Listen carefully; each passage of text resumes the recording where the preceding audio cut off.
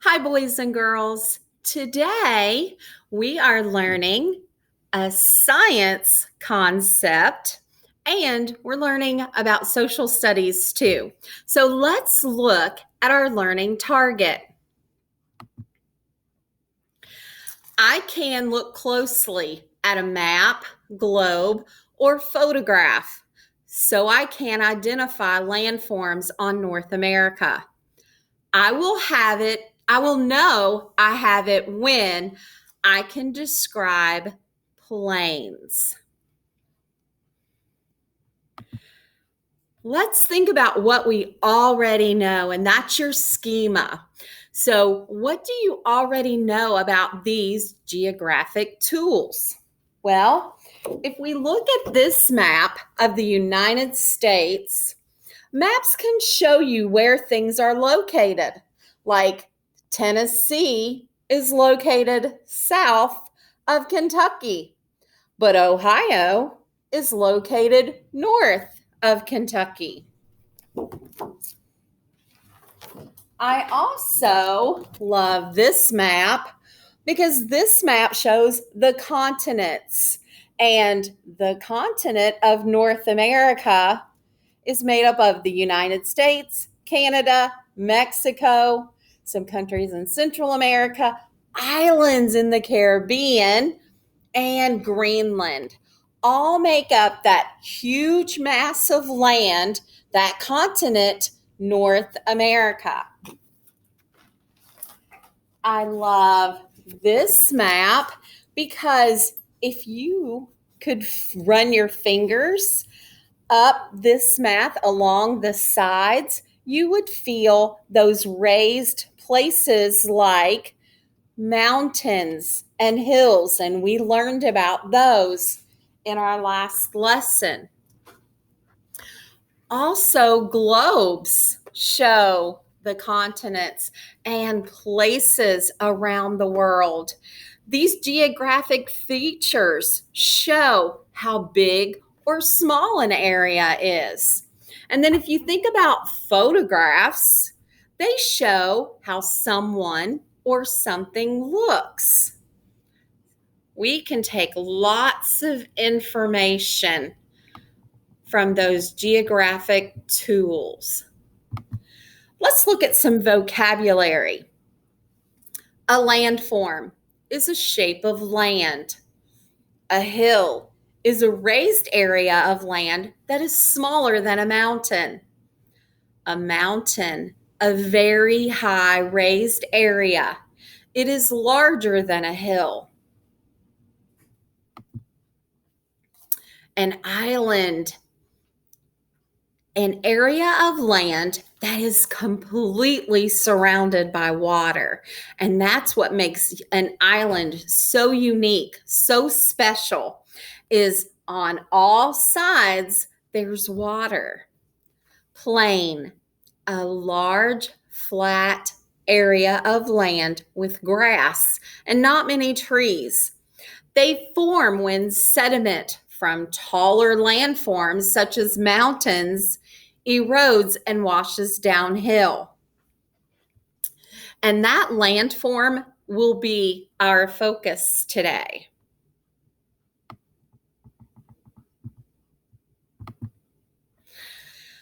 Our focus. There are a lot of farms in Grant County. Many farmers raise crops in their fields.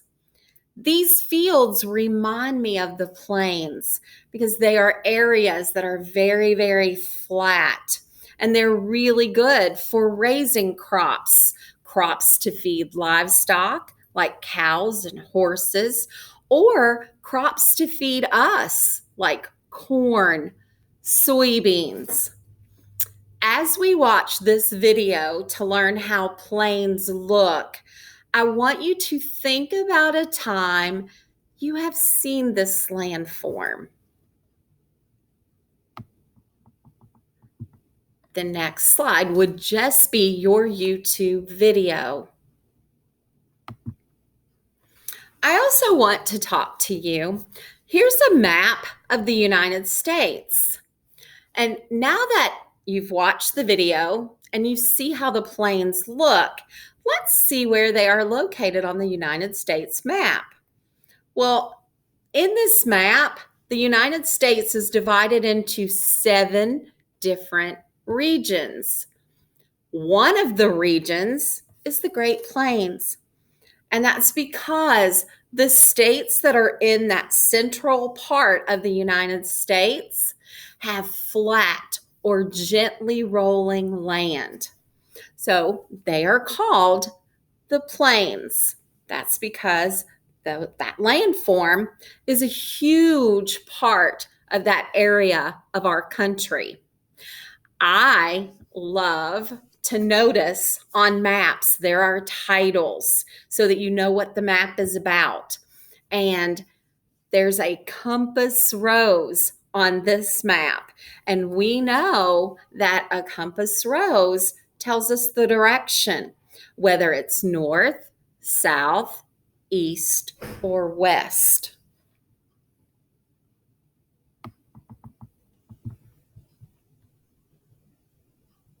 Okay. As you look out over the plains, now this has a little hill on the background, but for the most part, it's very flat. And I see a huge area of flat land that's covered with grass. The plains is a great landform to raise cattle, horses, and buffalo. So if you are a farmer and you raise that kind of livestock, then plains is good for you. It will provide grass for the livestock to eat and they can survive. People live in this area too. I know this because someone must take care of the animals.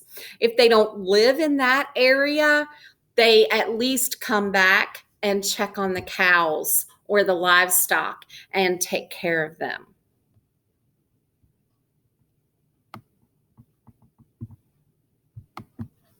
Next, it is your time to do some work. Your directions. Turn to a blank page in your spiral notebook. Write the date at the top and draw a picture of the plains. We've talked about the plains. You saw a video. You've seen pictures. So draw a picture of how the plains, that landform, looks to you. Scientists label their drawings in their science notebook. So label the name of the landform, plains. Write one sentence to describe the plains. If someone came up to you and asked what you were learning about, how would you explain that landform to them? That's what you would write, your explanation. Remember, a complete sentence has a noun, the who or the what the sentence is about, and a verb. Also, the first letter of the first word of a sentence is always capitalized, and punctuation is always at the end of your sentence. So that way the reader knows it's time to pause or it's time to take a short stop after each sentence. The reflection part of our lesson today. As a learner today, I discovered I want you to always learn something new. Build on the schema that you already have about a topic. So each day we are just learning more, our brain is growing, and we're building that schema, that knowledge about a topic.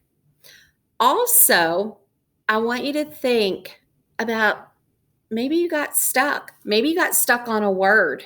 Maybe you got stuck on writing your explanation, drawing your picture of the plains. But how did you work through that? So, productive struggle is good. At times, that's when we learn the most, is when we're stuck and we're trying to work through that. So, think about our lesson. Think about all that you've learned. And in Google Classroom, there's an exit slip that you'll need to complete to show how much you've learned today. Have fun learning about science and social studies.